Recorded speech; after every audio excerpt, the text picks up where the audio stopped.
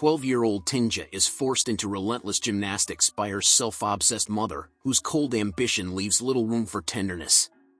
When a crow invades their home, her mother coldly snaps its neck and orders Tinja to dispose of the body, a grim prelude to the terror that follows.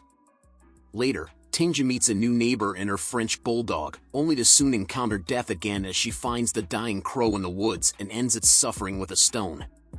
In a desperate bid to salvage life from death, she rescues the crow's orphaned egg, secretly incubating it first beneath a pillow and then within the confines of a large teddy bear. The horror deepens when, returning from practice, Tinja discovers her mother entangled in a forbidden affair with the handyman. As pressure mounts and her hand bleeds from over-practicing, the egg hatches into a grotesque, bird-like creature that escapes into the night only to return injured, bearing the scars of shattered glass. Naming the creature Allie, Tinja unwittingly forges a sinister bond, as Allie slinks under her bed while an unsettling silence cloaks the house. That night, disturbed by the relentless barking of the family dog, Tinja awakens to a nightmare. Allie looms above her, accompanied by the decapitated corpse of the beloved pet, its macabre banquet forcing Tinja into a visceral bout of revulsion. In shock, she hastily buries the remains, unaware that her younger brother is witnessing every unspeakable moment. Matters spiral when, spurred by neglect, her brother digs up the buried corpse and blames Tinja for the gruesome events.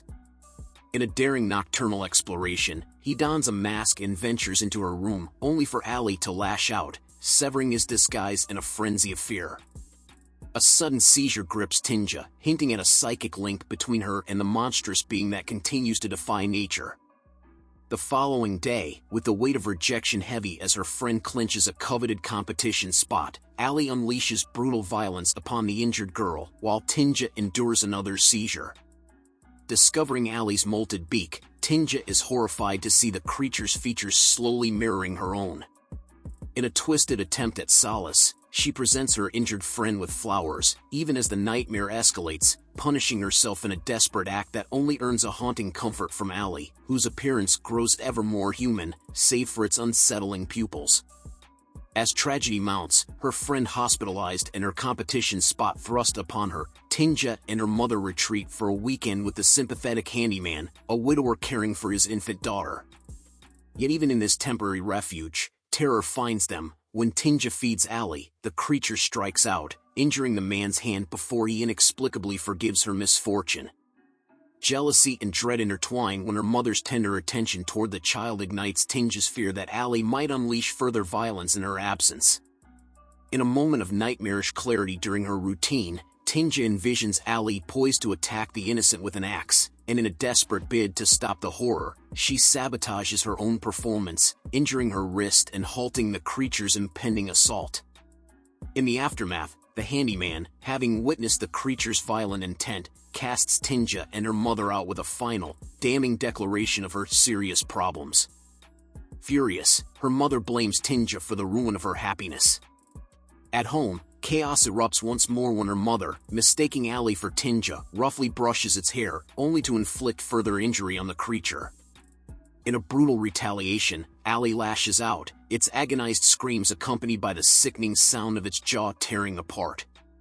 Determined to end the reign of terror, Tinja confronts the monstrous being, and in a violent clash within her own room, Allie overpowers her mother. A desperate struggle ensues, with injuries mounting as both mother and daughter suffer. In a final act of twisted sacrifice, Tinja leaps in front of Allie to shield her mother, and in the ensuing chaos, she is fatally wounded. Her blood cascades into Allie's mouth, sealing a grotesque transformation. The creature, now with fully human eyes and a healed visage, stands over the lifeless form of the girl and utters a single, haunting word, "Mother."